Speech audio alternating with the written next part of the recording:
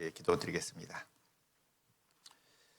거룩하시고 자비로우신 아버지 하나님, 죄악 가운데 헤매이던 저희를 주님의 보혈로 구원하시고 또 이 마지막 때에 우리에게 복음 전할 사명 주심을 감사드립니다.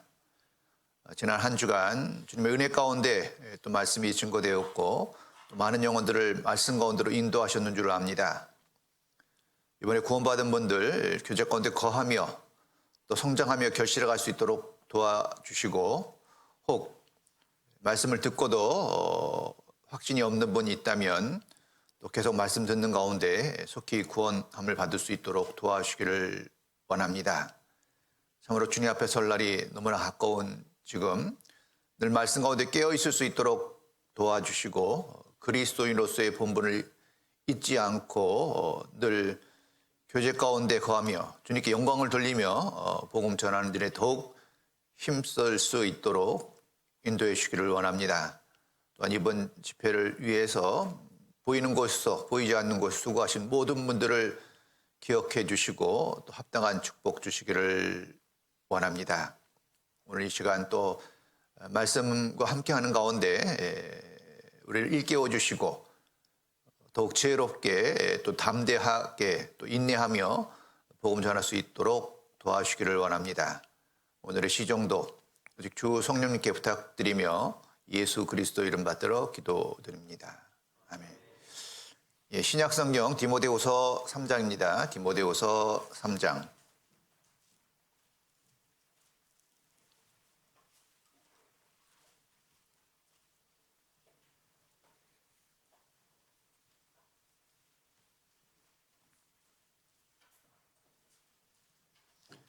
(14절입니다) 예, 화면에도 말씀을 띄워드리겠습니다. 디모데후서 3장 14절. 그러나 너는 배우고 확신한 일에 거하라. 내가 네게서 배운 것을 알며. 지난 한 주간 말씀을 인도하는 가운데 우리 사목교회 식구들께서 정말 이번 집회를 위해서 많은 기도로 준비했다는 것이 좀 마음에 좀 느껴졌어요. 그래서 한 주간 함께하는 가운데 참 우리 사목교회가 따뜻한 교회다라는 생각이 들었고, 있는 동안에 정말 아주 식사도 맛있게 했고요. 아주 숙소에서 편하게 잘 쉴 수 있었습니다. 그리고 찬양도 아름답고 방송도 아주 잘 준비해 주셔서 별 문제 없이 잘 했고요. 그 무엇보다도 감사한 건 말씀에 임하는 자세들이 너무나 좀 진지했고, 그래서 저도 말씀을 전하는 사람 입장에서 너무 감사한 시간을 보낼 수 있었습니다. 예, 구원을 받느냐 못 받느냐의 차이는 뭐 어떤 분이 말하기를 종이 한 장 차이다라고 얘기하는 분도 있어요. 왜냐하면 뭘 해서 구원받는다면 굉장한 차이가 나겠지만 뭘 하는 것이 아니라 주님께서 다 이뤄놓은 사실을 믿느냐 안 믿느냐에 따라서 운명이 결정되기 때문에 그렇게 표현할 수 있다고 생각합니다. 구원하시는 주체인 하나님께서는 창세전에 구원을 계획하시고 우주 만물을 창조하시고 인간 역사를 주관해 가시고 또 육신을 입고 이 땅에 오셔서 정말 십자가의 그 고통을 죽기까지 이루심으로 말미암아 구원을 이루셨잖아요. 그렇죠? 그리고 그 사실을 또 전하기 위해서 기독교 역사 속에 7천만 명의 순교자가 있다고 전해지고 있으니까요. 우리가 복음을 듣고 구원받는 건 너무 쉬운 일처럼 보이지만 그 배경에는 엄청난 역사가 있었다는 것을 이해하셔야 돼요. 정말 구원받았다는 건 기적이에요, 기적. 정말 이 온 세상에 기독교인이 그렇게 많지 않고요. 그 기독교인 중에서도 구원받은 사람 정말 적거든요. 그렇죠? 적은 구원받은 사람 중에서도 정말 복음을 위해서 또 헌신하며 사는 사람은 또 적어요. 그러니까 우리가 구원을 받고 복음 전하는 일에 이렇게 쓰임을 받을 수 있다는 것은 정말 놀라운 축복과 은혜라고 생각합니다. 자, 근데 문제는요, 복음이 증거돼도 듣는 사람 중에도 가끔 이런 분들이 계셔요. 이해할 수는 없지만 믿어질까 봐 무서워하는 분도 계시더라고요. 들어보니까 사실이네, 믿어지네. 근데 이제 믿어지면은요, 어때요? 신앙생활 해야 된다는 부담이 있는 거예요. 주일날 아침에 가야죠. 또 수요 말씀 들어야죠. 뭐 앞에 선 먼저 된 사람 보니까 뭐 모임도 많이 가고 그러니까 저거는 도대체 무슨 낙에 사나 이런 생각이 들고 그렇게 살 자신이 없는 거예요. 이 현대인들의 특징이 어디 구속되는 걸 싫어하잖아요. 그렇죠? 그냥 자유로운 영혼처럼 살고 싶은데 이제 구원받으면 신앙생활 하는 가운데 이 고난이 있을 거라는 생각을 하는 거죠. 그래서 술, 담배하고 친구 만나고 여러 가지 모임들, 육신적인 모임들이 많이 있는데 그런 게 다 이제 할 수 없는 상태가 될까 봐 좀 두려워하는 분도 계시더라고요. 그래서 세상 즐거움 끝, 이제 신앙생활을 고행으로 생각하는 거예요. 자, 그런데 세상의 모든 즐거움을 모세는요, 잠시 죄악의 낙이라고 정의하고 있거든요.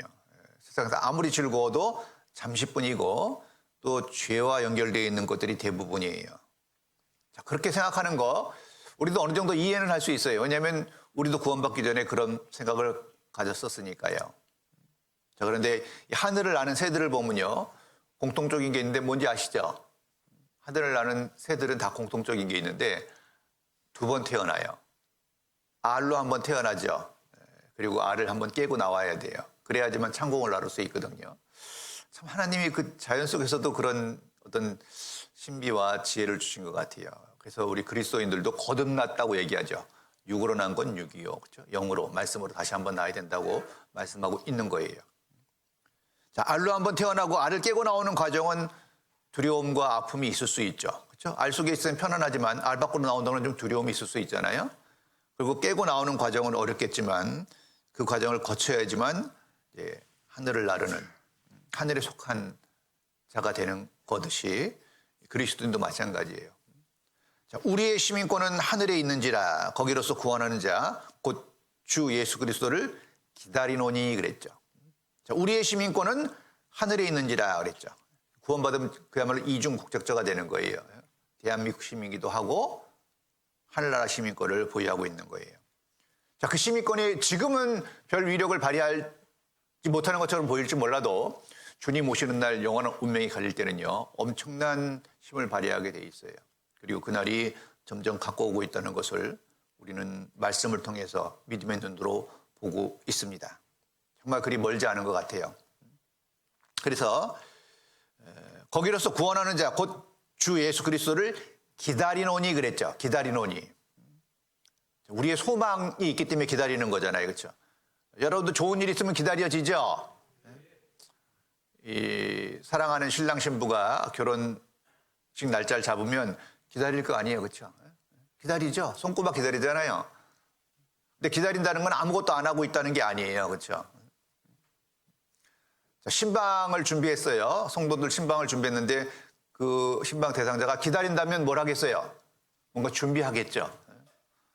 근데 약속된 시간에 갔는데 막 머리는 막 까치둥우리 같고 막 뭐 옷도 잠옷 바람에다가 자다 일어나고 눈은 퉁퉁 붓고 막 이러면은 뭐예요? 그건 기다린 게 아니에요. 그렇죠? 전혀 준비가 안 된 상태잖아요. 우리는요, 주님 오시는 날을 기다리노니 그랬거든요. 그래서 뭔가 준비하는 거예요. 부끄럽지 않은 모습으로 서기 위해서. 예. 이 복음이 이미 너희 이름에 너희가 듣고 참으로 하나님의 은혜를 깨달은 날부터 너희 중에서와 같이 또한 온 천하에서도 열매를 맺어 자라는도다. 자, 이 복음이 이미 너희 이름에 그랬죠. 지난 한 주간 복음이 전해졌잖아요. 너희가 듣고, 믿음은 들음에서 나니까요. 참으로 하나님의 은혜를 깨달은 날부터 그랬죠. 참으로 하나님의 은혜를 깨달은 날이 있어요. 시작되잖아요. 날부터 했으니까. 너희 중에서와 같이 또한 온 천하에서도 열매를 맺어 자라는도다. 자, 자람이 있다 그랬죠. 성장이 있다 그랬는데, 자, 성장하는 것엔 반드시 탄생이라는 게 있도록 돼 있거든요. 탄생이 없이 성장할 수는 없잖아요. 그래서 복음을 듣고요, 깨달은 날이 있는 거예요. 구원받은 날이 있어요. 자, 날짜가 중요한 건 물론 아니에요. 날짜를 기억하지 못하더라도 그 날은 있죠. 저도 결혼했고 자녀를 낳고 가정을 이루고 살고 있는데 가끔 결혼식 날짜는 왔다 갔다 해요. 봄이긴 봄이었는데 5월이었나 4월이었나 가끔 조금 날짜는 헷갈릴 수 있지만 그 날은 있죠. 그 정황이 있잖아요, 그렇죠? 우리 집사람을 만나서 뭐 사귀다가 결혼식하고 그 후에 이제 애를 낳고 뭐 이렇게 실제적인 삶이 있듯이 구원받은 사람은 반드시 그게 있도록 돼 있어요. 세상 가운데 있다가 어느 날 전도를 받고 말씀을 듣는 가운데 하나님 살아계신 걸 발견하게 되고 성경이 하나님 말씀이라는 걸 알게 되고 그 앞에 내가 지옥 갈 죄인이라는 걸 알게 되고 그런 과정이 있는 거예요. 그렇죠?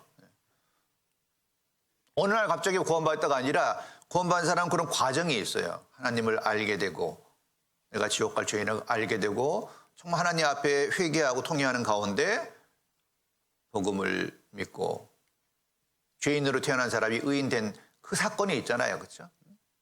그건 어쩔 수 없이 어떤 날이 있을 수밖에 없는 거예요. 요즘 많은 사람들이요. 그 날이 없었고 사건이 없어요. 얼렁뚱땅 구원받았대요. 요즘 문제가 있어요. 어렴풋이 알기는 아는데 명확하게 자기 것이 된 날이 없는 거예요. 그건 좀 신앙을 점검해 볼 필요가 있겠죠. 그래서 복음을 듣고 하나님의 사랑을 깨닫고 구원받은 날이 있도록 돼 있어요. 그 탄생한 날이 있어야 성장하는 변화가 생길 거 아니에요. 자, 깨닫다는 교회 너무 어렵게 생각할 게 아닙니다. 이 깨닫다는 것, 하나님의 말씀을 듣고 하나님의 은혜를 깨달은 날 그랬잖아요. 이 깨달았다는 사전적인 의미는 사실대로 안다라는 의미를 가지고 있어요. 사실대로 안다.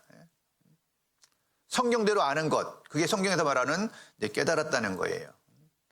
내 생각이나 내 경험대로 아는 것이 아니라 성경이 무엇을 말하느냐 성경 말씀을 통해서 사실대로 확실하게 아는 거잖아요. 그렇죠? 그래서 확실하게 아는 것과 믿는 건 연결되어 있거든요. 이 사도 바울도 그리스도인들을 잡으러 대제사장들에게 공문을 받아가지고 다메섹으로 가다가 그 도상에서 예수님을 만났잖아요. 그렇죠? 그래서 이 눈에 뵈서 비늘이 벗겨지는 가운데 구원을 받고 뭔가 잘못된 방식으로 보고 있다는 것을 의미하잖아요. 그렇죠? 그게 이제 벗겨지고 구원을 받고 사도행전에 보면 3차례 이상 구원 간증하는 내용이 나와요. 그 사건을 굉장히 중요시 다루고 있거든요. 그리고 사도 바울이 간증하기를 주님을 만나기 전의 삶과 후의 삶은 완전히 바뀌었다고 이야기하고 있잖아요. 그래서 이렇게 얘기하죠. 내가 전에는 회방자여 핍박자여 포행자이었으나 도리어 긍휼을 입은 것은 내가 믿지 아니할 때 알지 못하고 행하였습니다. 내가 전에는 예수님 만나서 구원받기 전에는 반드시 구분하고 있거든요. 너희가 전에는 어두움이더니 이제는 주 안에서 빛이라. 빛의 자녀들처럼 행하라. 어두움과 빛은 전혀 다르잖아요. 그래서 내가 전에는 회방자여 핍박자여 포행자이었으나 그랬죠. 도리어 긍휼을 입은 것은 내가 믿지 아니할 때 알지 못하고 행하였습니다. 내가 잘못된 삶을 사는 거는 몰라서 그랬다. 안다 하면은 또 그렇게 살 수 없잖아요. 그렇죠? 우리가 구원받고 하나님의 사랑을 깨닫고 알게 된 다음에는 이전처럼 살 수 없는 거예요. 구원은 받았다고 하면서 동일하게 이전처럼 살고 소망이 세상에 있다면 그건 문제가 있는 거잖아요. 뭔가 잘못 알았거나 제대로 알지 못하는 거라고 말씀드릴 수 있죠. 그래서 우리가 이제 구원받고 나면요, 이제 삶의 방식이 달라질 수밖에 없는 거예요. 그렇다 그래가지고 뭐 학생은 공부 때려치고 주부는 뭐 가사 일 팽개치고 이런 건 아니에요. 구원받아도 정상적인 사회생활을 하는 겁니다. 정상적인 사회생활을 해요. 학생은 공부하고 주부는 가사를 돌보고 가장은 경제활동을 하고 일반적인 사회생활을 정상적으로 하는 거예요. 자, 그런데 동기와 우선순위는 바뀌는 게 분명합니다. 전에는 오직 내가 잘 먹고 잘 사는 거였다면 먹든지 마시든지 무엇을 하든지 하나님의 영광을 하는 거니까 동기가 달라진 거예요. 전에는 내가 먹고 살기 위해서 직장 생활했다면 이제 복음을 전하기 위해서. 또 그 무디 선생이 그런 말을 했잖아요. 그렇죠? 내 본업은 복음 전하는 일이고 내 부업은 경제 활동이다. 그러니까 똑같이 하지만 의미가 달라진 거죠. 그리고 우선순위가 달라졌죠. 너희는 먼저 그의 나라와 그의 의를 구하라. 그리하면 이 모든 것을 너에게 더하시리라 그랬잖아요. 전에는 항상 내가 먹고 사는 문제가 우선순위였다면 이제는 먼저 그의 나라와 의를 구하라. 주님의 일에 매진할 때 그럼 하나님께서 그걸 보시고 우리에게 필요한 것이 무엇인지를 다 채워주셔요. 자, 여기서도 우리가 생각해야 될 게 내가 원하는 걸 다 채워주는 게 아니에요. 내가 원하는 대로 다 되면 우리 신앙생활하기 사실은 어려워요. 여러분 원하는 게 뭐예요? 육신적인 욕구가 사실 있잖아요. 그렇죠? 다 들어주면 교회 없을 가능성이 높아요. 그래서 하나님 우리에게 주시는데 필요한 것을 주셔요. 우리도 자녀가 달라고 다 주는 건 아니잖아요. 그렇죠? 그럼 자녀 버릇 나빠지거든요. 자녀에게 필요한 걸 주는 것이 지혜로운 부모듯이 주님은 우리에게 시기에 따라서 필요한 것들을 주시는 거예요. 생각해 보면 우리에게 필요한 모든 것을 하나님이 이미 예비하고 계시고 채워뒀다는 걸 알 수 있어요. 그리고 그 모든 것이 교회 가운데 있다는 것을 점점 더 알게 됩니다.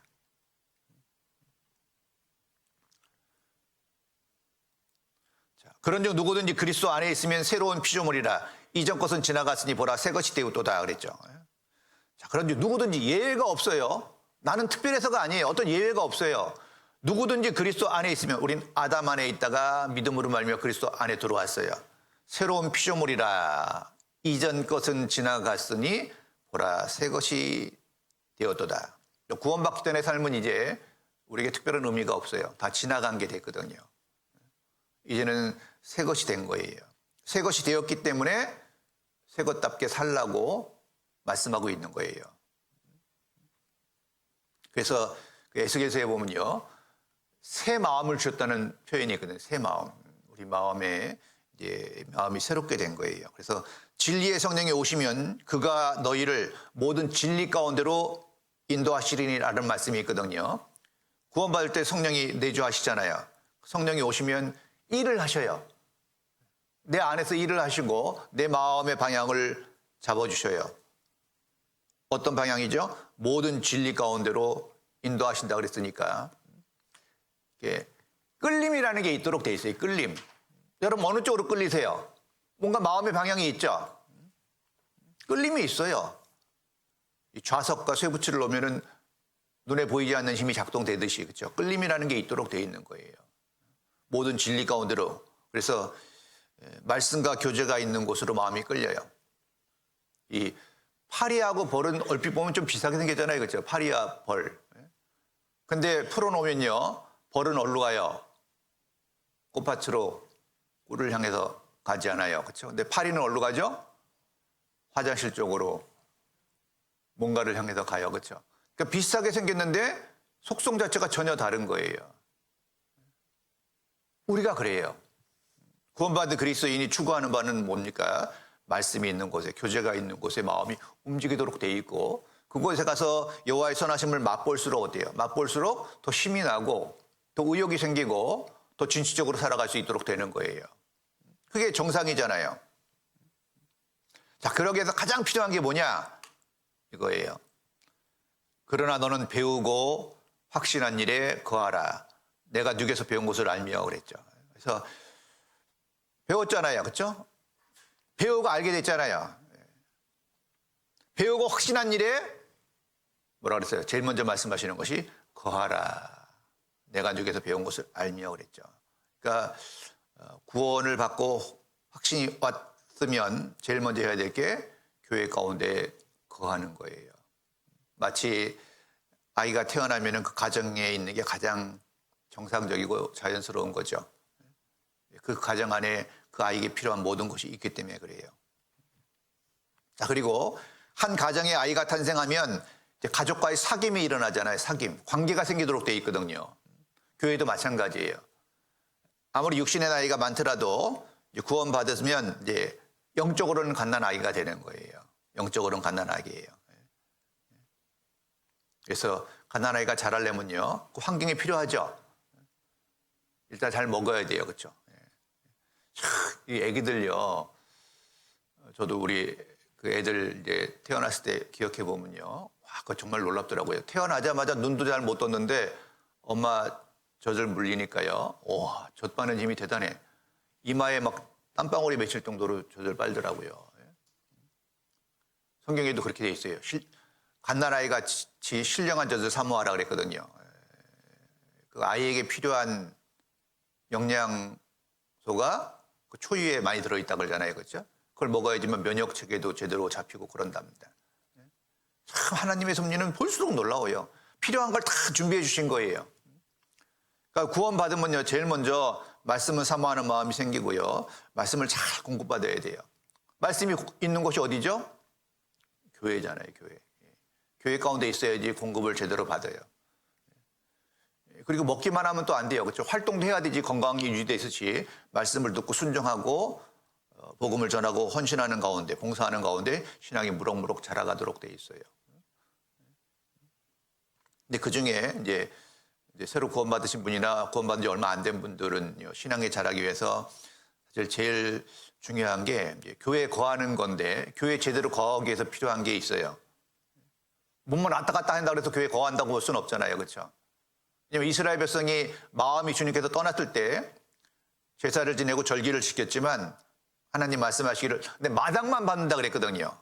깊은 교제가 안 되고 그냥 마당만 받고 손님처럼 가니까, 우린 손도 아니요 객도 아니라 그랬죠. 구원받은 사람은 손님이 아니라 주인의식을 갖는 게 굉장히 중요해요. 주인의식. 교회 내가 주인이잖아요. 그렇죠? 주인의식을 갖는 거예요. 책임감을 갖는다는 거예요. 교회에 대해서. 관심을 갖는다는 얘기죠. 그런데 교회 생활에 가장 필요한 게요, 이거예요. 이거. 우리가 보고 들은 바를 너에게도 전함은, 보고 들은 바를 전함은, 예수님을 보고 예수님께 배웠잖아요. 그렇죠? 보고 들은 바를 너에게 전함은 너희로 우리와 뭐라 그랬어요? 사귐이 있게 하려 함이니 우리의 사귐은 아버지와 그 아들 예수 그리스도와 함께 함이라 그랬죠. 사귐이 시작되는 거예요. 교회 생활은 교제인데, 교제를 다른 말로 하면 사귐이거든요. 사귐. 이 사귐을 잘해야지 신앙 성장이 되고 교회가 행복한 곳이 돼요. 사귐이 잘 안 일어나면 이제 겉돌거나 성장이 빠르게 일어나지 않아요. 사귐이라는 게 뭐예요? 우리와 사귐이 있게 하려 함이니 우리의 사귐은 아버지와 그 아들 예수 그리스도와 함께함이라. 우리의 사귐은 육신적인 사귐이 아니라 그 안에 누가 함께하죠? 아버지와 그 아들 예수 그리스도와 함께하는 사귐이 필요하다는 거예요. 사귐. 그래서 이 사귐 속에서 공급을 또 받죠. 왜냐하면 각 마디를 통해서 주님은 머리시고 우리는 주님의 몸된 교회 가운데 일원이잖아요. 각 지체의 한 부분인데 각 마디를 통해서 공급하신다고 했기 때문에 우리 주변의 동역자들, 성도들을 통해서 하나님이 주시는 것들이 있어요. 그래서 좀 이렇게 사귐이 잘 일어나는 게 좋은데, 사귐을 위해서는 좀 적극적인 자세가 좀 필요해요. 너무 수동적인 자세를 갖고 있으면 사귐이 빨리 일어나지 않아요. 그래서 좀 속에 있는 것도 좀 얘기 좀 하시고, 너무 말을 안 하면요 그 속에 뭐가 들었는지를 알 수가 없어. 그렇죠? 그래서 어른들도요, 이게 어른들은 별로 어색하지 않은데 젊은 사람들은 어른을 좀 어려워하는 경향이 있죠. 그때 이제 어른들께서도 요즘 자기 속에 있는 얘기를 좀 하면은 좀 같이 사귀는 게 좀 부드러워지는 경향이 있어요. 너무 무게만 잡고 계시면 가까이 하기가 좀 무겁죠. 그래서 좀 자기도 좀 생각이 있으면 좀 알려주시고, 그리고 가끔은 이제 원하는 게 있으면 알려주시면 복음 안에서, 교회 안에서 정당한 욕구는 해소시켜가는 게 필요하죠. 누구나 욕구가 있잖아요. 그렇죠? 전에 교회에 있는데 어느 형제님이 그러더라고요. 네. 제일 어려운 게 그거래요. 이제 중식집에 갔다. 목사님 뭐 드시겠어요? 아무거나 시켜. 아무거나 시키려면 제일 어렵대요. 그래서 짜장면 시켰더니 왜 이거 시켰냐고 그러더래요. 뭐 어쩌란 말이냐고. 우동이 좋으면 우동이 좋다. 짬뽕이 좋으면 좋다. 이렇게 얘기해 주시면 좀 나을 수도 있잖아요. 그렇죠? 과도하게 뭐 원하는 걸 얘기하는 건 부담되겠지만, 그래도 본인이 원하는 것들을 얘기해주고 좋으면 좋다고 표현해주면 좀 편해지거든요. 내 마음대로 하세요. 아무거나 시켜요. 그래 놓고선 짜장면 시켜놓으니까 왜 이거 시켰나 그러면 곤란하잖아요. 그래서 때로는 물론 이제 폭은 있겠지만요. 원하는 걸 다 얘기할 수는 없겠죠. 공동생활이니까 서로에게 양보하지만 때로는 필요하다고 생각해요. 자기 생각들을 얘기하는 것들은. 그래야지 서로를 알아갈 수 있고 또 조심할 건 조심할 수 있잖아요. 그리고 자기가 녹아들어야 돼요. 자기 고집이나 주장을 필 게 아니라 소금은 언제 맛을 내죠? 녹아서. 녹는데 소금이 녹으면서 소금 맛을 내는 게 또 아니에요. 참 기가 막혀 소금이요. 소금은 녹여서 주변에 있는 야채나 음식들의 맛을 내죠. 이것도 참 신비로워요. 그렇죠? 자기를 녹여서 다른 음식의 맛을 내주거든요. 그런 사람이 있잖아요. 그렇죠? 근데 제가 한 주간 있어 보니까 사모에는 그런 분들이 많이 계시더라고요. 자기를 녹여서 주변 사람들의 맛을 내주는 그런 사람들이 많아서 교제하는데 좀 아쉬웠어요. 뭐가 아쉬웠겠어요? 시간이 너무 짧아서 아쉬웠어요. 시간이 너무 짧았어. 보통 앉으면 서너 시간 교제해야 되는데 그러기에는 이제 일정이 있어가지고 1시간 남짓 하니까 좀 아쉽더라고요. 저는 개인적으로.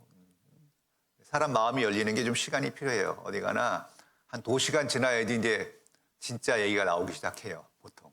시동 거는데 좀 시간이 걸려요. 형제인들은 한 2시간 10분 정도 걸려요.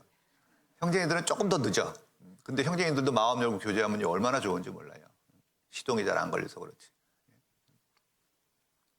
그래서 그런 마음이 필요하고요. 또 교회에 먼저 되신 분들은 무디 선생이 또 이런 얘기도 했는데요. 새로 오신 분들이 자기가 교회 안에서 사랑받는다는 걸 느끼면 뿌리를 내릴 거라고 합니다. 사랑의 반대는 무관심이죠. 그래서 좀 관심을 가지고 지나치게 간섭하는 건 문제가 되겠지만요. 관심을 표명하고 알아주는 거는 필요하다고 생각합니다. 그런 것들을 잘 갖춰가면은요 성장이 빨라요. 교회가. 전도하기 정말 어렵죠. 요즘에 점점 어려워지는 것 같다는 생각도 드는데요. 근데 요즘에 또 전도하기도 어렵지만 교제 붙이는 것도 또 만만치 않아요. 그래서 교회가 건강할 때 식구도 많이 늘고 한 사람 한 사람 들어갈 때 재미가 있잖아요. 그렇죠? 그런 재미가 있잖아요. 그렇죠? 거기 축복이 있다고 생각해요. 그래서 하여튼 사목교회 저는 사목교회는 꽃밭이다라고 얘기하고 싶어요. 꽃밭. 다양한 꽃들이 있어서 향기를 내고 있고 꽃들이 결실해가는 과정이 눈에 보여서 너무 감사해요. 서로가 서로를 꽃 피워주는 그런 분위기가 있는 거 있어요. 보니까 사모는요. 자, 또 말씀 보시죠. 자, 또 다른 두 행악자도 사형을 받게 되어 예수와 함께 끌려가니라. 해골이라 하는 곳에 이르러 거기서 예수를 십자가에 못 박고 두 행악자도 그렇게 하니 하나는 우편에 하나는 좌편에 있더라. 달린 행악자 중 하나는 비방하여 가로되 내가 그리스도가 아니냐 너와 우리를 구원하라 하되 하나는 그 사람을 꾸짖어 가로되 내가 동일한 정죄를 받고서도 하나님을 두려워 아니하느냐.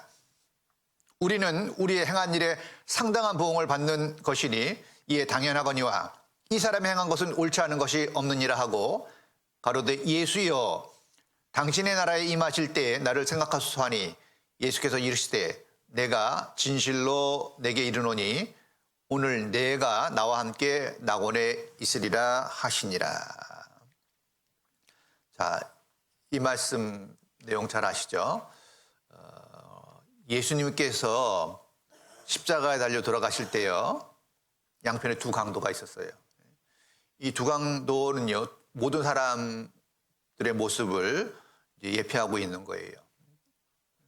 이 두 강도는 죄 짓다가 사형 틀에 달려 있는 거잖아요. 그렇죠?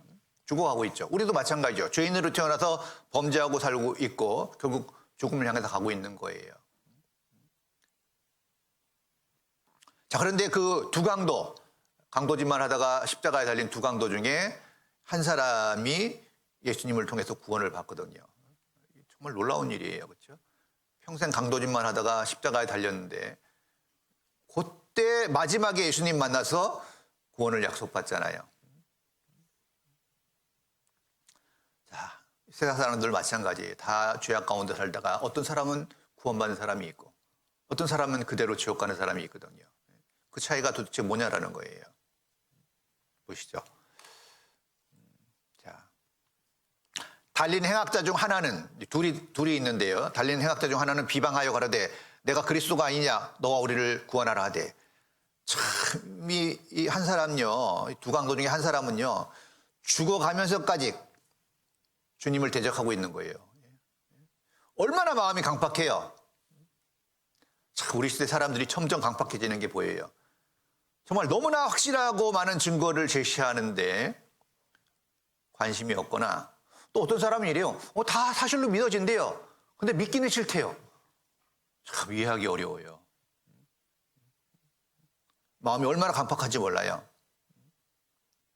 말씀 전하다 보면요. 앉아있는데 표정이 돌 같은 분도 계세요. 돌 같아. 처음부터 끝까지. 와, 웃는 적도 없고 미동도 안 해. 깝깝한 분들 계시더라고요. 예? 자, 보세요. 근데 하나는 그 사람을 꾸짖어 가로되 내가 동일한 정죄를 받고서도 하나님을 두려워 아니하느냐. 근데 한편 강도는요. 생각이 달라졌어요. 마태복음 보면 둘 다 처음엔 비난했다고 되어 있거든요. 둘 다 비난하다가 한 강도는 계속 비난하는데 한편 강도는 마음이 달라졌어요. 자, 하나님을 두려워 아니하느냐 그랬잖아요. 죽음 앞에 서니까 생각이 달라진 거예요. 사람들이 좀 그렇죠. 죽음 앞에 서면 생각이 달라져요.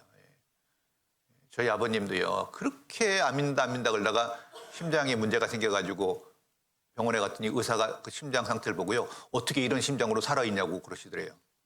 깜짝 놀란 거예요. 어떻게 이런 심장으로 살아있느냐 그러니까 죽어야 될 사람인데 살아있다는 얘기잖아요. 마음이 확 낮아져가지고요. 상담받겠다고 그러시더라고. 근데 나오니까 또 달라지셔. 아, 참. 사람은 죽음 앞에서 마음이 달라지는 거예요. 평소에 그렇게 복음을 거절하던 사람도요. 중환자실에 들어가잖아요. 중환자실에서 복음을 배척하거나 거부한 사람은 아직 못 봤어요. 그렇게 강팍한 사람도 중환자실에 가서 누워 있잖아요.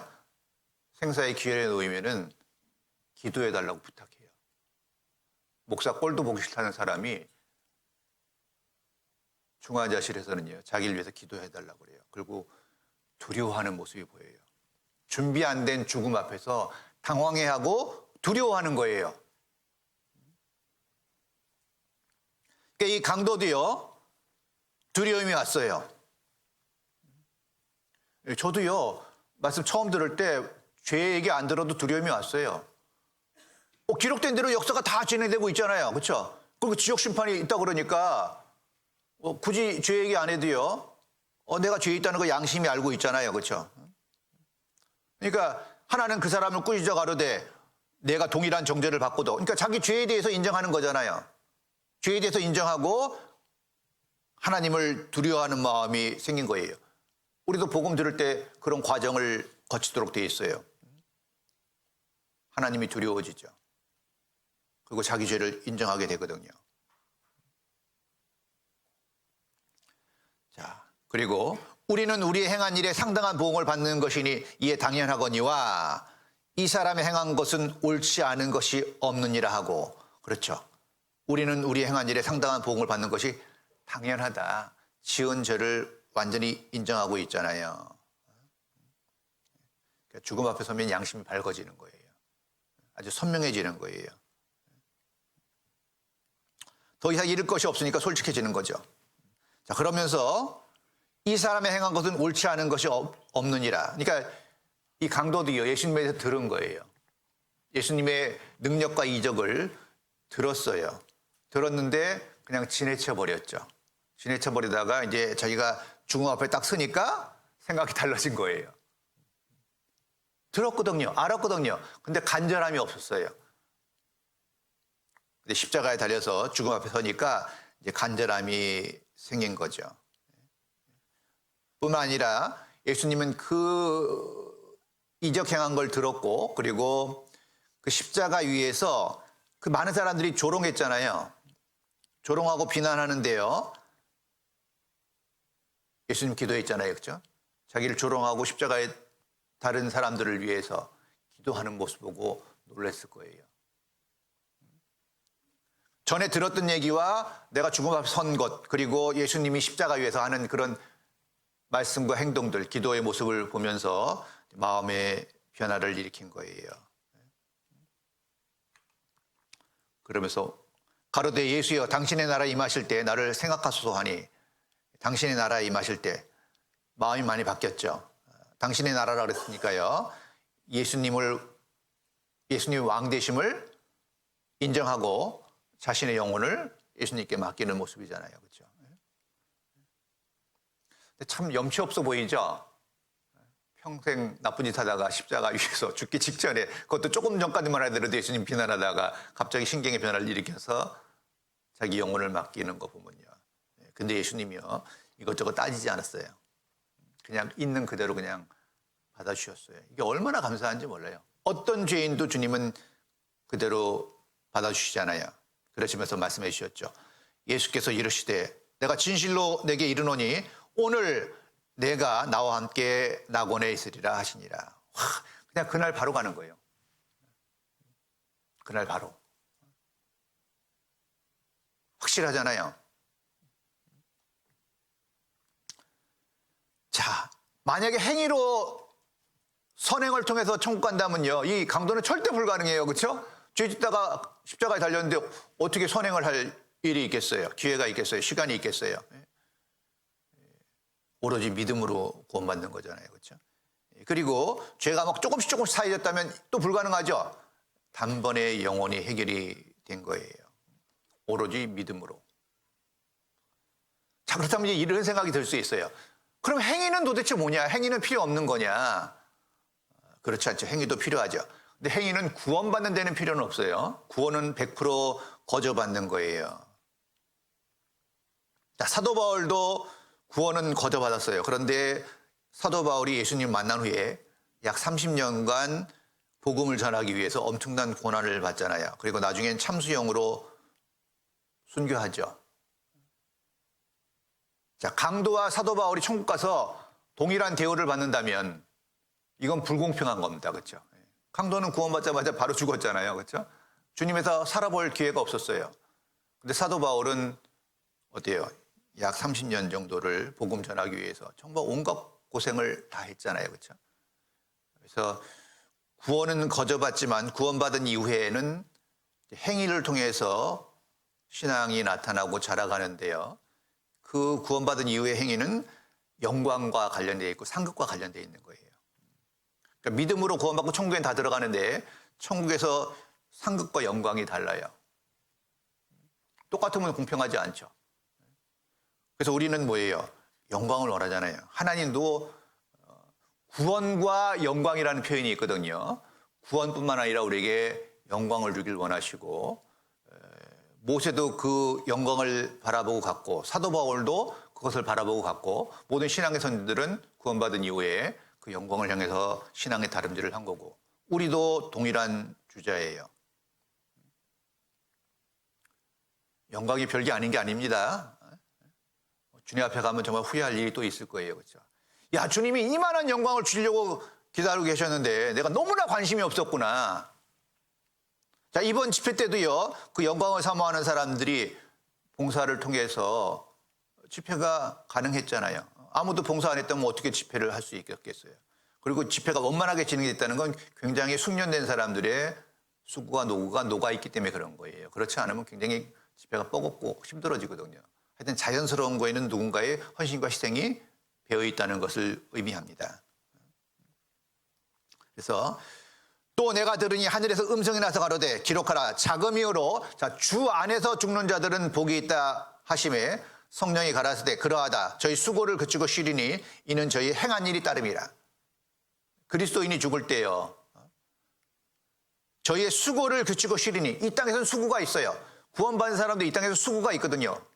복음을 전하기 위한 고난이 있어요.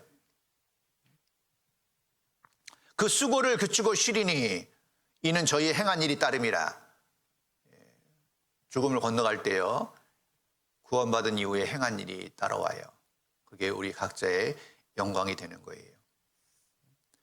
지혜 있는 자는 궁창의 빛과 같이 빛날 것이요, 많은 사람을 옳은 대로 돌아오게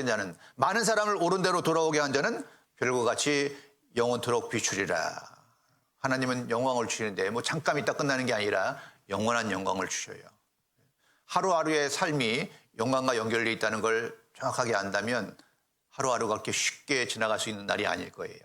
근데 사람들은 자기 주머니에서 10,000원 빠져나가는 건 엄청 아까워하는데 영광이 새고 있는 거에 있어서 별로 관심이 없다는 게 안타까운 거죠.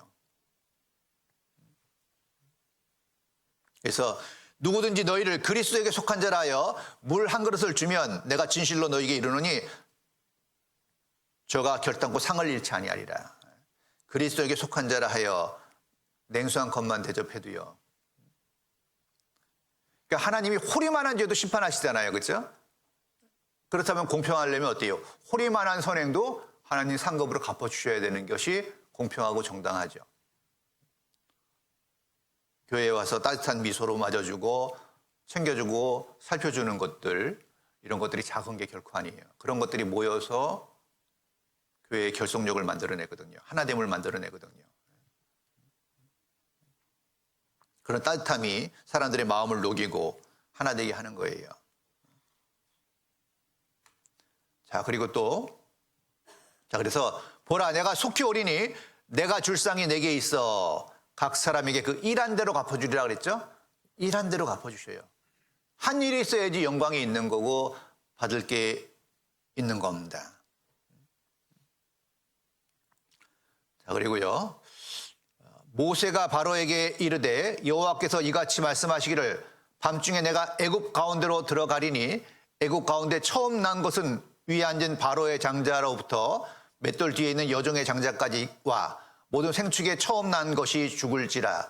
애굽 전국에 전무후무한 큰 곡성이 있으리라. 자, 하나님께서 이스라엘 백성이 종살이하던 애굽에서 모세를 통해서 그들을 구원해내려고 하는 말씀이에요. 재앙을 내렸죠. 근데 바로 마음이 계속 뒤집혔어요. 재앙을 내리면 가라 그랬다가 재앙을 거둬들이면 또 남아 있으라 그랬다가 9번이나 했는데도 계속 마음을 바꾸니까요. 이제 10번째 재앙, 이걸 유월절 밤이라고 하거든요. 10번째 재앙은 하나님께서요, 애굽의 모든 초태생, 장자 죽는 재앙이라 그래서 맏아들 죽는 재앙, 초태생을 죽이는 재앙을 하나님이 밤에 내리기로 하신 거예요. 그래서 애굽에 전무후무한 큰 곡성이 있으리라. 집집마다 장자가 다 죽으니까 엄청난 사건이잖아요. 자, 그러면서 이스라엘 사람들에게 모세를 통해서 말씀하셨어요. 자, 너희 어린 양은 흠없고 1년 된 수컷으로 하되 양이나 염소 중에서 취하고 이달 14일까지 간직하였다가 해질 때 이스라엘 회중이 그 양을 잡고 그 피로 양을 먹을 집 문 좌우 설주와 임방에 바르고, 하나님이 이제 오늘 밤에, 6월절 밤에 애굽의 장자들을 치러 내려오는데 이스라엘 사람들에게는 특별한 말씀을 하셨죠. 양을 하나 잡아서, 흠없는 양을 잡아서 14일까지 간직해 뒀다가 해질 때 그 양을 잡고 그 양의 피로 그 집에 좌우 설주와 임방에 바르라고 말씀하신 거예요. 그래서 이 말씀을 듣고 이제 양을 잡아서 피를 이제 좌우 설주와 임방에 바르고 있는 거예요. 자, 그래서 밤이 됐어요. 하나님 말씀대로요. 내가 애굽 땅을 칠 때 그 피가 너희의 거하는 집에 있어서 너희를 위하여 표적이 될지라. 내가 피를 볼 때 너희를 넘어가리니 재앙이 너희에게 내려 멸하지 아니하리라. 애굽 땅을 칠 때, 애굽의 장자들을 칠 때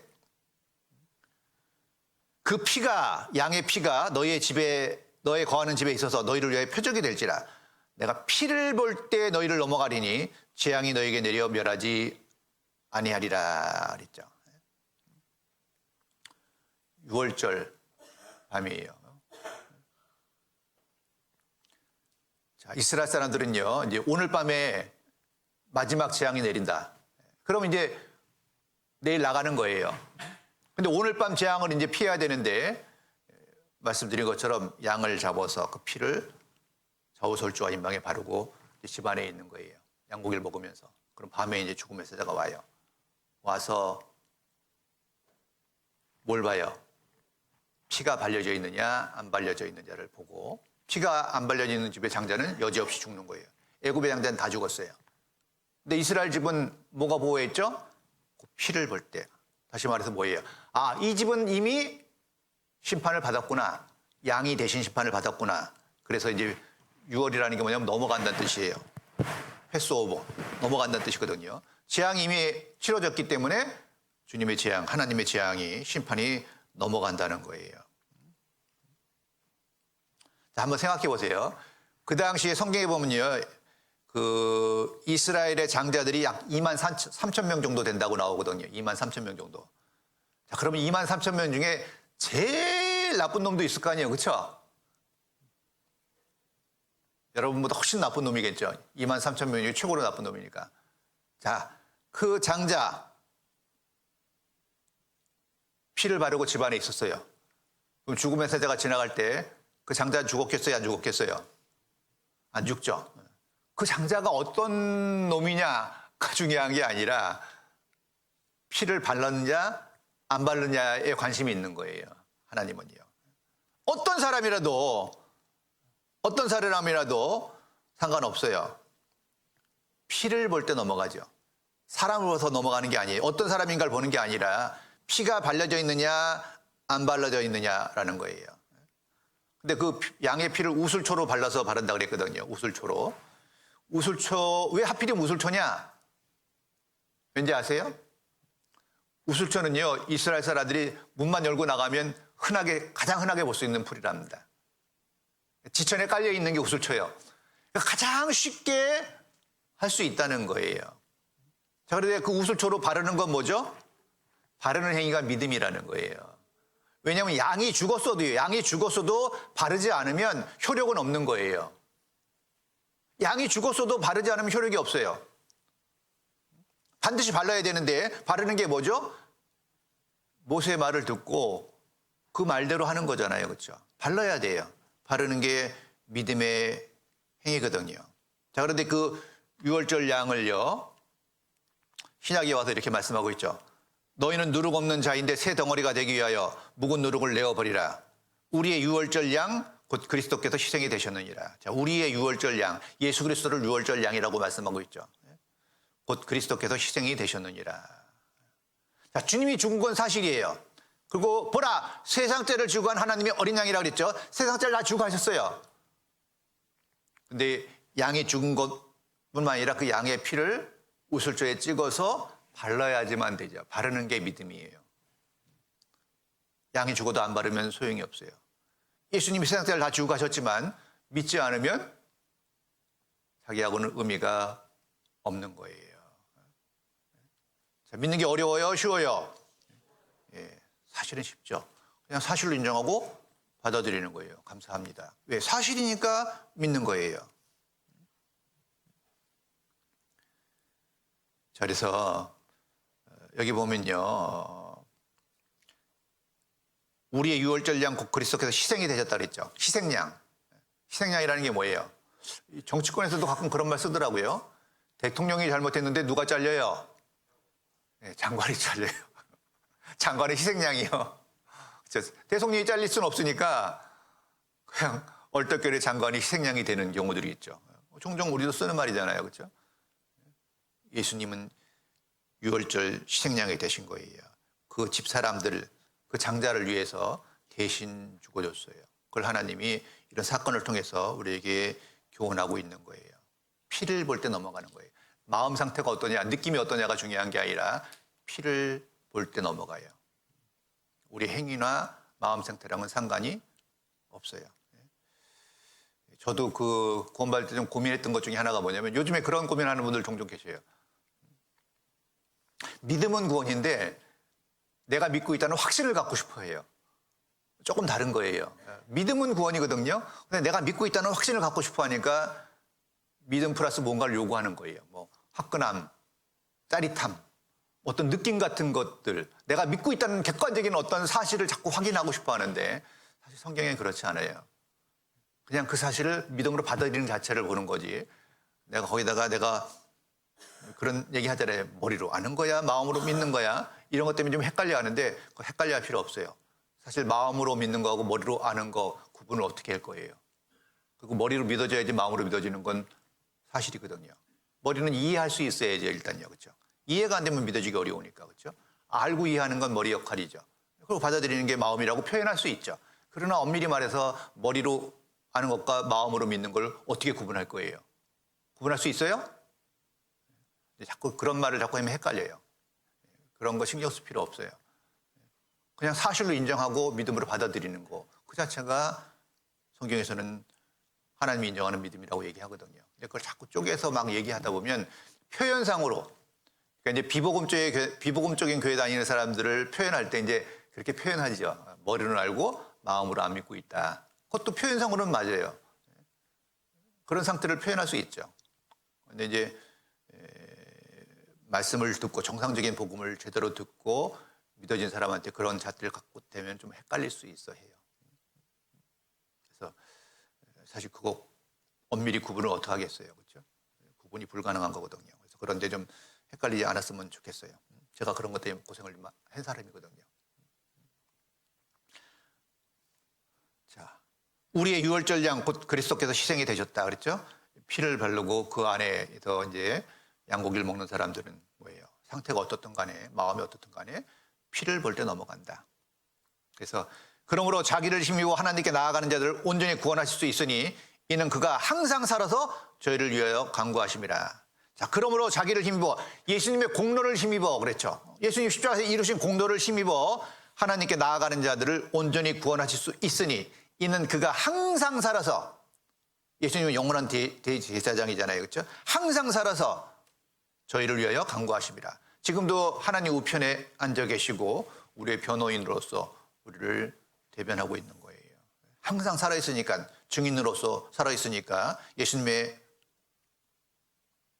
공로는 유한한 거, 유효한 거죠. 지금도 무한히 유효한 거예요. 자, 그리고요, 구원에 이것도 좀 정리를 하셔야 되는데, 구원의 3단계라는 거 들어보셨죠?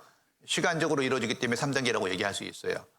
그래서 먼저는요, 영혼 구원이라는 게 있어요. 영혼 구원. 두 번째로는 생활 구원.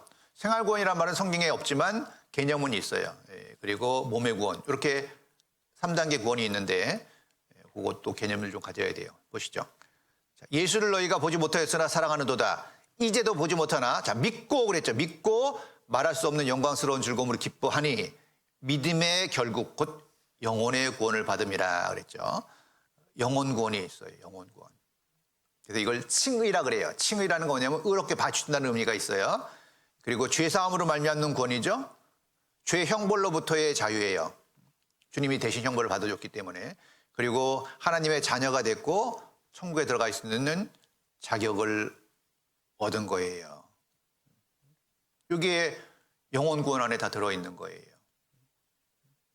자, 그런데 이제 구원받은 사람은 구원받은 그날서부터 주님 앞에 서는 날까지 생활 구원을 이루어가는 거예요. 생활 구원. 신앙생활을 말하는 거예요. 그래서 그러므로 나의 사랑하는 자들아, 너희가 나 있을 때뿐 아니라 더욱 지금 나 없을 때에도 항상 복종하여 뭐라 그랬어요? 두렵고 떨림으로 너희 구원을 이루라 그랬죠. 이건 이루라는 현재 진행형이잖아요. 그렇죠? 아까는 영혼 구원을 받음이라 과거 완료형이고, 이건 현재 진행형이죠. 너희 구원을 이루라 그랬죠. 그러니까 빌립보서 베드로전서 말씀은 영혼 구원을 받음이라. 요건 천국 들어갈 수 있는 자격을 얻은 것이고, 그 자격을 얻은 사람이 신앙생활하는 거. 요걸 그래서 성화라 그래요. 성화. 아까 칭의였죠. 성화. 이제 점점 거룩해지는 거예요. 점점 주님을 닮아가는 거예요. 그래서 이렇게도 표현해요. 우리는 그냥 지멋대로 생긴 자연석이었어요. 근데 이제 모델이 예수님이에요. 모델이 예수님. 자연석은 모델과 전혀 다르죠. 지멋대로 생겼잖아요. 조각가가 어떻게 하죠? 예수님과 닮지 않은 부분만 정으로 쳐가지고 깨버리는 거예요. 그렇죠? 예수님과 닮지 않은 부분만 정으로 쳐서 깨버리면 점점 누구 모습이 나타나요? 예수님 모습이 점점 나타나죠. 그걸 성화라 그러는데, 정으로 쫄 때 아픔이 있지만, 깨지는 아픔이 있지만 주님의 모습으로 점점 변해가는 거예요. 점점 거룩해지는 거죠. 성화예요. 그래서 성화라 그러고, 그리고 죄의 권세로부터의 자유예요. 구원받기 전에는 죄의 종노릇을 했는데 이제는 죄를 이길 수 있는 힘이 와 있는 거예요. 그래서 죄랑 싸우라고 말씀하고 있죠. 그리고 이 생활구원을 잘하면 이제 상급과 영광이 있죠. 그걸 잘하기 위해서 마치 자동차가 바퀴가 4개가 있어야지 제대로 굴러가듯이 우리가 마음속에 두고 있죠. 말씀과 기도와 교제와 전도라는 4개의 바퀴가 잘 굴러가야지만 신앙이 정상적으로 성장하고 결실할 수 있다라고 이야기하는 거예요. 그래서 요 구원받으신 분들은요, 요 신앙생활을 해가는데 말씀드린 것처럼 말씀과 기도와 교제와 전도를 끊임없이 해가는 거예요. 그러다가 이제 신앙이 성장되고 주님 앞에 서는 날 거기에 따르는 영광과 상급이 있는데요. 그래서 말씀은요, 하루에 4장씩 읽으면 일독하고 신약을 한 2번 정도 읽을 수 있는 양이 돼요. 하루에 4장씩. 별거 아니죠? 그러나 쉽지 않아요. 4장은 쉬운데 하루 이틀 빠지면 갑자기 12장이 되고 좀 더 쉬면은 20장, 30장 되면은 가끔 이런 생각을 하게 되죠. 내년에 다시 시작하자. 이게요, 정말 이자 붙듯이 며칠 쉬면은 이 양이 확 늘어나 버리면 약간 좌절감을 느껴요. 약간 날마다 보는 게 중요하죠. 날마다. 끊임없이. 그래서 습관을 딱 들여야 돼요. 주무시기 전에 꼭 내가 보겠다라는 생각 가지면 그렇게 어려운 일은 아니거든요. 그리고 좀 습관 뒤에 한번 쭉 읽고 나서 하루에 한 말씀이라도 좀 마음에 새기고 기억하는 게 좋아요. 그냥 쑥 읽고 지나가잖아요. 그럼 그 다음 날을 아무것도 생각 안 나는 경우들이 있어요. 한번 다시 시작할 때 어제 봤던 것 중에 좀 마음에 남았던 걸 한번 새겨서 메모라도 해두면 그러면 1년 지나면 365개의 구절이 생기고 10년 지나면 3,500개가 넘는 구절이 생기는 거잖아요. 그렇죠? 하루는 별거 아니지만 지나고 나면 엄청나요. 습관이라는 게 무섭잖아요. 그렇죠? 그리고 하여튼 말씀이 있는 곳에는 내가 하여튼 가겠다 이런 생각을 한번 딱 정해보세요. 그 말씀이 있는 곳이 이제 모임이 있는 곳이잖아요. 그렇죠? 그러면 성장이 빨라요. 자, 그리고 이제 기도는 하루를 여는 열쇠고 또 주무시기 전에 하루를 잠그는 잠을 새잖아요. 그리고 식사할 때도 기도하는 게 필요하죠. 그리고 특별한 일이 있을 때 특별한 시간을 내서 기도해야 돼요. 주님 앞에 갔을 때 가장 후회하는 게 기도 안 한 걸 거라는 생각이 들어요. 기도만 하면 다 들어주겠다고 약속하셨는데 기도가 말씀 보는 것보다 어려워요. 말씀은 1시간 볼 수 있는데 1시간 기도하는 건 쉽지 않아요. 기도도 좀 노력이 필요하고요. 습관 속에 들여야 돼요. 그리고 제가 이제 개인적으로 경험한 건데요. 그 직장 생활할 때요. 부서가 옮길 때도 있잖아요. 그럼 뭐 환영식 한다 그러거든요. 환영식 어디서 해요, 보통? 회식 자리에서. 회식 자리 가면 보통 이방인들 술 한 잔씩 하잖아요. 제일 곤란하죠, 그때는. 부서장도 있고 그런데. 요즘엔 좀 덜한 것 같은데 옛날에 막 술 따라주고 막 그랬잖아요. 그렇죠? 딱 가잖아요. 그러면 이제 제가 하는 방법이 있어요. 회식을 저녁 때 하잖아요. 점심 때 같이 가서 기도를 해요. 밥 먹을 때.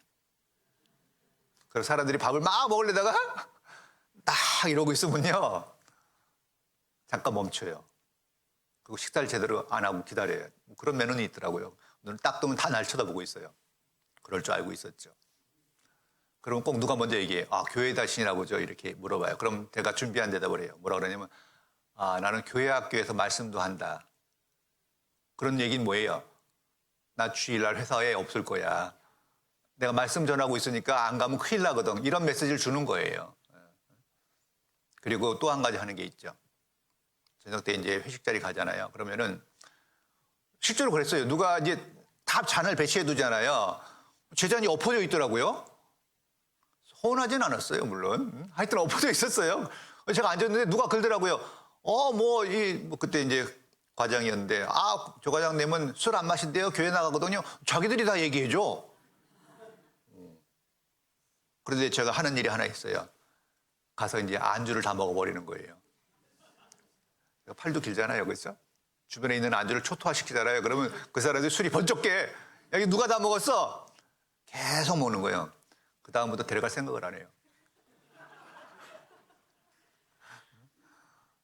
기도하는 거 부끄러워하지 마시고요. 기도를 통해서 자기가 그리스도에 이르는 걸 나타내는 것도 있는 거예요. 그러면 누가 소망에 관한 이유를 물을 수도 있고요. 그리고 늘 이렇게 의연한 생활을 하잖아요. 힘들어도. 그러면 누군가가 힘들 때 물어보기도 해요. 그게 전도의 기회가 되는 거잖아요. 그렇죠? 그래서 우리가요, 평소에 우리 삶이 사실 전도를 하고 있는 거예요. 정말 어떤 일이 있어도 의연하고 든든하게 있잖아요. 사람들이 보고 안 되니까요. 아, 저 사람은 좀 다르다. 이건 있어야 될 거 아니에요. 그렇죠? 이 사람, 교회 많은 사람들이 교회 다니지만 이 사목교회 나가는 분들은 뭔가 다르다가 있어야 될 거 아니에요. 그렇죠? 똑같네 소리 들으면 전도하기 어려워요. 뭔가 다르다. 손해를 보고 힘든 일이 있어도 의연함을 지키는 어떤 그런 것들이 인격적으로 나오는 거잖아요. 그렇죠? 그리고 이제 교제는 아까 말씀드렸잖아요. 그렇죠? 사귐인데 이 사귐이 정말 중요해요. 저도 구원받고 마음에 딱 하나 가진 게 있는데요. 우리가 구원을 받았지만 다 하루아침에 천사가 되는 건 아니거든요. 그렇죠? 아직도 죄성이 있어요. 구원받아서도. 정말 다른 환경에서 자란 사람들이기 때문에 이렇게 소통하는 법이나 이런 게 조금씩 달라요. 같은 한국말을 쓰고 있지만 하는 방식이나 이런 게 달라서 가끔은 이제 말로 인해서 상처를 받을 때도 있어요. 상대방의 의도는 별로 안 그랬더라도 그걸 해석할 때 우리가 약간씩 다르게 해석하기 때문에 똑같은 말을 들어도 해석을 좀 다르게 하거든요. 의미를 다르게 부여한다는 거예요. 그러니까 어떤 사람에게는 아무런 기분 나쁜 말이 아닌데 자기한테 좀 기분 나쁘게 들릴 때도 있어요. 그렇죠? 그리고 누구나 아킬레스건이라고 하죠. 자기가 좀 컴플렉스가 있거나 좀 가리고 싶은 부분들이 있는데 다른 사람들이 좀 함부로 말할 수도 있거든요. 그럴 때 의도하지 않았지만 좀 마음에 좀 상처를 받을 수 있잖아요. 그렇죠? 그런 일은 얼마든지 있다고 생각하셔야 돼요. 이렇게 각오를 하고 있어야지 그런 문제가 생겼을 때 큰 상처가 안 돼요. 교회 가면 무조건 좋은 일만 있을 거야라고 생각하고 갔다가 상처받으면 이제 어찌하여 이런 일이 이렇게 되거든요. 근데 교회는 어찌하여 이런 일이 항상 생길 수 있는 곳이에요. 왜냐하면 여기 구원받은 의인이지만 결국 또 아직은 죄성을 가진 죄인들이 모여 있는 곳이기 때문에 얼마든지 그런 일이 있을 수 있다는 가능성을 갖고 있어야 돼요. 그래야지만 그런 일이 있어도 이겨낼 수 있어요. 그리고 성경에 이런 말씀이 있죠. 애매히 고난을 받아도 하나님을 생각함으로 슬픔을 참으면 그 다음에 뭐가 나와요? 이는 아름다우나. 참으면 아름다우나 그래요. 참을 일이 있다는 거예요. 그래서 좀 억울한 일이 있거나 무시당한 일이 있더라도요. 그거 너무 토해내지 마시고요. 참으면 하나님이 도와주셔요. 정말 어렵게 구원받아갖고요. 교제 떠나면 어떡하겠어요. 그래서 저는요. 구원받고 딱 마음 먹었어요. 어떤 일이 있어도 교회는 떠나지 않겠다. 어떤 일이 있어도. 근데 그렇게 마음 먹은 게 오늘까지 저를 지켜준 것 같아요. 그렇게 마음 딱 먹잖아요. 하나님이 도와주셔요. 근데 평소에 이제 마음을 안 먹잖아요. 그럼 이제 일이 생기면 흔들려요. 다니엘도 바벨론에 포로로 잡혀갔지만 마음을 딱 정한 것이 먼저였죠. 마음을 딱 정하는 게 좋아요. 마음이 안정해지니까 항상 흔들리는 거예요. 흔들릴 때 여러분은 이제 상당한 피로도를 느끼게 돼 있어요. 그렇죠? 결정하기 어렵잖아요. 뭐든지 간에. 사실 살면서 결정하기가 다 어렵습니다. 어려운 결정들이 많아요. 쉬워 보여도. 마음이 정해지면 편해요.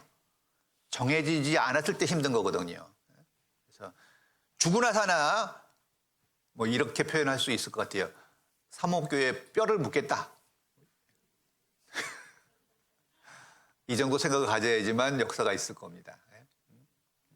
그런 생각해야지 하나님이 쓰셔요. 여차하면 가겠다 이러면은 뭘 할 수 있겠어요. 그런 마음을 하나님 보시잖아요. 그렇죠? 그래서 지혜로운 자와 동행하면 지혜를 얻고 미련한 자와 사귀면 해를 받는다 그랬는데 좋은 동역자가 있는 곳에 뿌리를 내리는 것이 필요하고 그다음에 이제 전도죠. 전도는 교회가 하는 거예요. 개인이 물론 모시고 오지만 전도는 교회가 하는 거예요. 그러니까 합력하여 선을 이루는 일을 좀 하시는 게 필요하고요.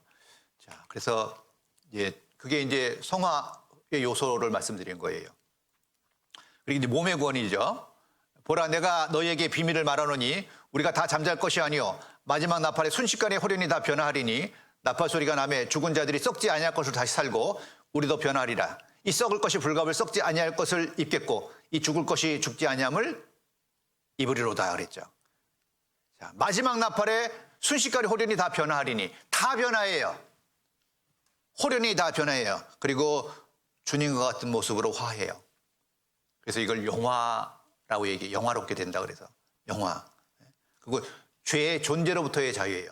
우리가 구원받아서도 아직 죄성이 있기 때문에 죄 유혹을 받고 시험에 빠질 때 고통을 느끼잖아요. 그렇죠?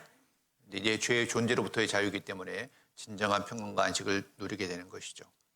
자, 근데 몸의 구원은 너무 걱정할 필요 없어요. 영혼 구원이 분명하면은 몸의 구원은 자동으로 받는 거예요. 근데 어떤 영광의 몸으로 받느냐는 신앙 생활을 어떻게 하냐에 따라서 분명히 달라질 거라고 우리는 그렇게 믿습니다. 자, 그리고 또 한 번 강조드리고 싶은 건 이 말씀이죠.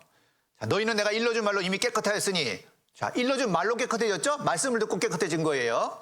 일러준 말로 이미 벌써 깨끗해졌으니까 제일 먼저 하시는 말씀이 또 뭡니까? 내 안에 거하라. 나도 너희 안에 거하리라. 가지가 포도나무에 붙어있지 아니하면 절로 가시를 맺을 수 없음 같이 너희도 내 안에 있지 아니하면 그러하리라. 제가 구원받고 제일 많이 들은 설교가 이 설교예요. 포도나무 비유. 자, 정말 많이 들었어요. 그만큼 중요하기 때문에. 자, 농부는 하나님이시고요. 우리는 가지고 포도나무는 주님이셔요. 자, 그래서 너희는 내가 일러준 말로 이미 깨끗하였으니 내 안에 거하라. 나도 너희 안에 거하리라. 가지가 포도나무에 붙어있지 않으면 절로 가시를 맺을 수 없음 같이 너희도 내 안에 있지 않으면 그러하리라 그랬죠. 주님이 포도나무거든요. 우린 붙어있는 가지예요.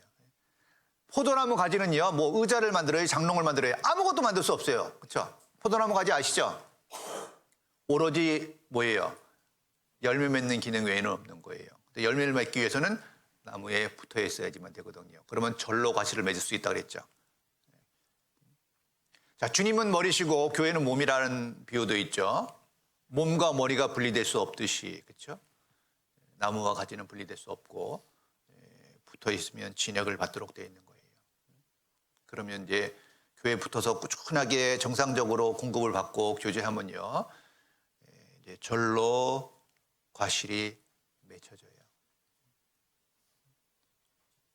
열매는요, 외적 열매와 내적 열매로 또 구분할 수 있어요.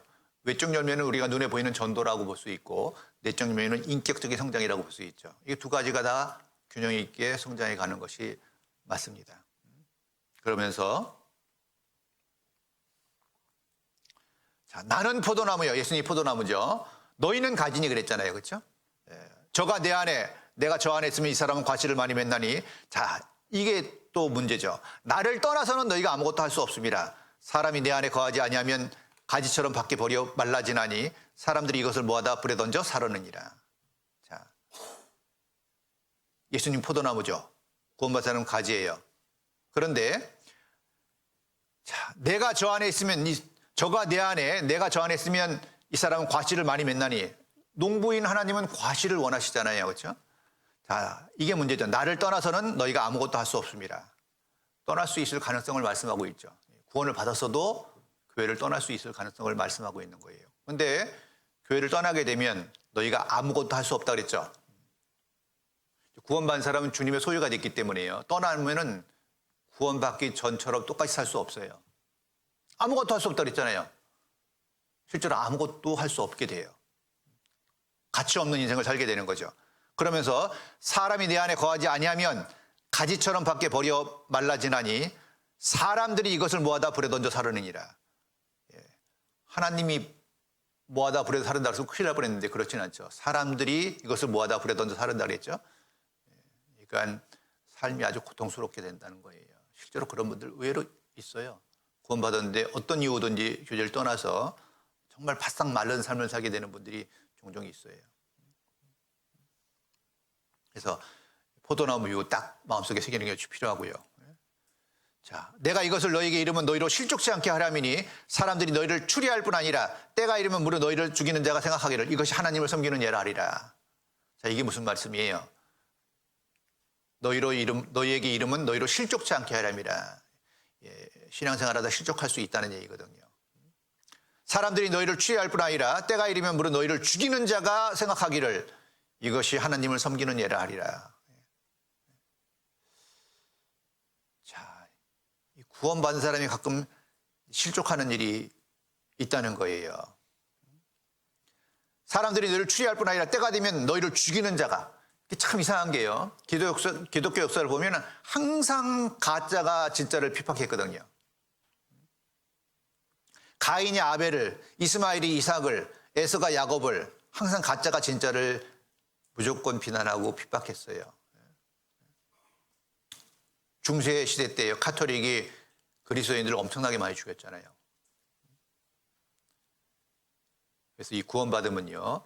너희가 세상에서는 환난을 당하나 담대하라. 내가 세상을 이겼다는 말씀이 있죠.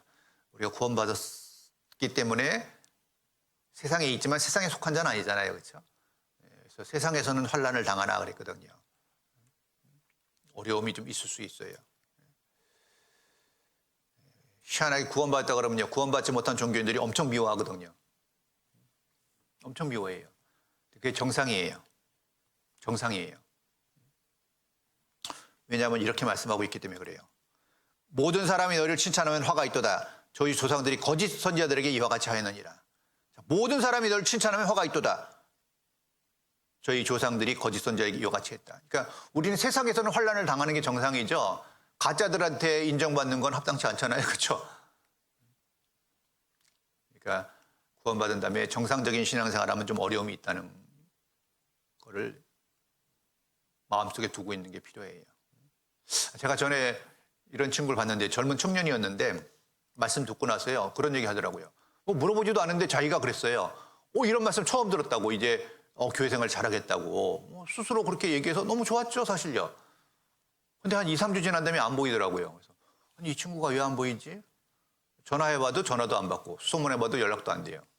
정말 궁금하더라고요. 그러다가 어느 정도 시간 지난 다음에요. 그 친구가 어느 시청에서 근무했는데 시청에 갔다 우연히 그 친구를 만난 거예요. 얼마나 반가워요, 저는요.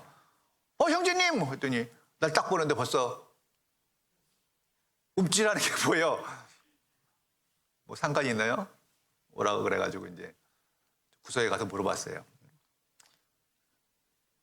도대체 왜 보기가 힘드냐? 무슨 얘기를 해도 좋으니까 나한테 얘기 좀 해달라. 무슨 얘기를 해도 좋다. 나 너무 궁금해. 교회 나오든 안 나오든 건 상관없는데 뭐 그걸 억지로 하겠어요, 제가? 일단 궁금하다. 형제님이 구원받았다고 얘기하고 그렇게 얘기했는데 왜 지금 어떤 이유가 있냐 궁금하니까 좀 얘기해 달라. 얘기를 안 해. 아직까지는 못 들었어요. 아직도 궁금해. 근데 뻔해. 얘기 안 해도 뻔해요. 안 좋은 얘기를 들은 거예요. 그러니까 저한테 직접 얘기해 주면 좋았을 텐데, 풀렸을 텐데 얘기하기가 좀 신뢰가 됐다고 생각했는지 그런 거예요. 종종 그런 일이 있어요. 말씀 듣고 구원받았는데 사람 얘기 듣고 흔들리는 사람들이 종종 있다니까요. 그럴 때는 어떻게 해야 돼요? 와서 직접 물어보면 돼요. 우리는 다 투명해요. 우리가 믿는 내용이나 우리의 신앙생활 방식이나 100% 투명하기 때문에 물어보면 숨길 게 없어요.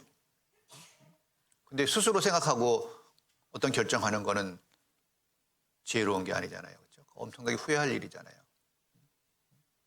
그래서 항상요, 신앙적인 문제가 생기면요, 이제 담임 목사님 계시니까요, 놓고 해요. 어려운 거 아니에요. 그리고 이 전도인들은요, 뭐 와서 뭐 묻는 거 좋아해요. 귀찮아하는 게 묻는 걸 좋아해요. 좀 물어보셔요, 좀.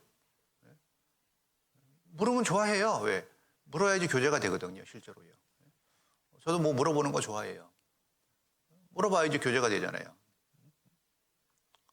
네, 아무것도 모르면서 아는 척하는 건 좋은 게 아니에요.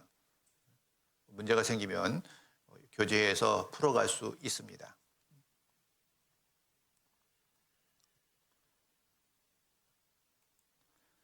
이러므로 제자 중에 많이 물러가고 다시 그와 함께 다니지 아니하더라. 예수께서 12 제자에게 이르시되 너희도 가려느냐? 시몬 베드로가 대답하되 주여 영생의 말씀이 계시며 우리가 누게로 가오리까? 이 내용 아시죠? 이 사람들이요, 예수님이 이적을 행하고 병자를 고쳐주니까 구름대처럼 몰려왔어요. 네, 요한복음 6장에서 예수님이요, 내 살을 먹고 내 피를 마셔야지 영생한다 그러니까 어렵다 그러고 다 물러갔어요. 그러니까 예수님께서 제자들에게 말씀하셨죠? 너희도 가려느냐? 베드로가 아주 유명한 말을 했죠. 영생의 말씀이 계시며 우리가 누게로 가오리까? 영생의 말씀이 계시며 우리가 누게로 가오리까? 자, 우리 사목교회에 있는 가장 중요하고 근본적인 이유가 뭐예요? 1. 음식이 맛있다. 1. 교회당이 멋지다. 3. 사람들이 좋다. 4. 영생의 말씀이 있다. 별로 물어볼 질문이 아니죠. 다른 건 다 후치 두 번째예요. 다른 건요. 제일 중요한 건 뭐예요? 영생의 말씀이 계시며 우리가 누게로 가오리까? 교회를 선택하는 가장 중요한 건 뭡니까? 영생의 말씀이 있느냐 없느냐. 영생의 말씀이 있다는 걸 어떻게 알죠? 구원받는 역사가 나타나는 거예요. 그게 영생의 말씀이 우리에게 있다는 가장 확실한 증거예요. 가장 확실한 증거죠. 거기서 더 뚜렷하고 확실한 게 있어요? 한 사람 한 사람 새로운 생명이 나타나고 그들이 변해가는 과정들을 보여줄 때 우리 교회가 정말 주님이 역사하는 교회라는 것을 알 수 있고, 특히 우리 대한예수교 침례의 해외 선교를 한번 보세요. 시간 되면 해외 선교도 한번 가보는 것도 괜찮아요. 제가 몽골 갔더니요, 몽골에서 의사 공부 많이 한 사람이 유학도 다 나오고 그분이 이제 재정 담당하고 있는데 나와서 간증하는데 그러더라고요. 똑똑하잖아요. 한국 사람들이 들어와서 이제 교회 하는 거 보고 이렇게 생각했대요. 뭘 빼가려고, 돈 벌어가려고 왔다고 생각한 거예요, 이분이. 선입견은 그렇게 딱 가진 거예요. 희생하러 오는 사람이 누가 있겠어요? 그러니까 색안경을 쓰고 본 거예요. 뭘 빼가려고 몽골까지 들어왔나.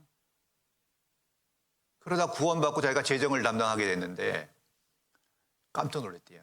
한국에서 돈이 엄청나게 들어갔거든요. 빼간 게 아니라 진짜 거기 뭐 수십억 이상 투자했을 거예요. 뭐 수십억 훨씬 더 될걸요? 거기 건물까지 지었잖아요, 우리가요. 교회당 얼마나 많이 세워줬어요. 깜짝 놀랐대요, 자기가. 엄청난 투자를 받았거든요. 우리가 그런 일을 하는 교회잖아요, 그렇죠? 그리고 그 교회에 가서 얘기 들어보면요, 간증하고 교제해보면요, 구원받는 역사가 있잖아요. 정말 순수하거든요, 몽골 분들. 삶이 변하는 게 보이고요. 국적도, 문화도, 언어도 다 다른데 첫날부터 교제가 돼요. 참 짧은 시간 같이 있는데요, 헤어질 때 그렇게 아쉽고 또 오면 보고 싶은 마음이 생기거든요. 왜? 믿음 하나예요. 다른 건 아무것도 없어요. 그분과 우리가 믿음과 소망이 같다는 것 때문에 교제가 되는 거예요. 그게 영생의 말씀이 있다는 확실한 증거잖아요. 이론이 아니라 실제의 삶을 변화시키는 그 힘이 우리에게 있잖아요. 그곳에 내가 있다는 건 정말 감사한 일이에요. 그리고 교회도요, 제가 신앙생활 해보니까 규모가 너무 큰 교회도 별로 안 좋아요. 한두 사람 구원받아도 교회가 너무 크면은 감이 안 와요. 그리고 소속감 같아가 좀 약해지는데, 요 정도 규모면은 이제 한 가족이죠. 한 사람 구원받으면 막 난리 나잖아요. 그렇죠? 그런 게 신앙에는 도움이 많이 돼요. 진짜 도움이 많이 돼요. 그렇죠? 가족 같은 분위기로. 그래서 우리 사목교회가 앞으로 잘 될 거라는 확신이 좀 들었어요. 그래서 저도 이렇게 한 주간이지만 함께 하게 너무 감사하고요. 참 제가 한 주간 행복한 시간을 보냈다는 생각이 들었어요. 하여튼 수고하신 모든 분들께 감사드리고요. 자, 그러나 너는 배우고 확신한 일에 거하라 그랬죠. 내가 누게서 배운 것을 알며 그랬죠. 배우고 확신한 일에 거하는 거. 그리고 거해야지만 뭘 할 수 있죠? 가족을 전도할 수 있어요. 전도는 혼자 할 수 있는 게 아니에요. 그래서 내가 교회 가운데 뿌리를 내리고 포도나무 대신 주님께 붙어 있어야지만 열매를 맺을 수 있듯이 그래야지만 나를 통해서 구원의 역사가 나타나는 거예요. 주님은 열매를 원하시잖아요. 여러분을 통해서. 앞으로도 전도 많이 하시고요. 우리에게 주어진 시간이 얼마인지는 알 수 없지만 정말 복음 전하는 게 우리의 이 땅에 거하는 사명이잖아요. 그렇죠? 그 일을 위해서 더욱 합력하여 손을 이루시기를 바랍니다. 기도하겠습니다. 자비와 사랑이 많으신 아버지 하나님, 주님의 은혜 가운데 또 한 주간 복음 전할 수 있도록 도와주심을 감사드립니다. 이번에 전도된 영혼들 참으로 교회 가운데 거하며 성장하며 결실을 갈 수 있도록 도와주시고 그 일을 위해서 헌신하고 수고하신 모든 분들을 기억해 주시고 각 가정마다 주님의 축복과 은혜가 있기를 원합니다. 이제 우리에게 주어진 시간이 얼마인지 알 수 없지만 그리 많이 남지 않았다는 것을 너무나 잘 알고 있습니다. 주님 앞에 서는 날 부끄럼 없이 영광 가운데 함께 할 수 있도록 주님 도와주시기를 간절히 원합니다. 오늘 또 남은 오후 시간도 오직 주 성령님께 부탁드리며 예수 그리스도 이름 받들어 기도드립니다.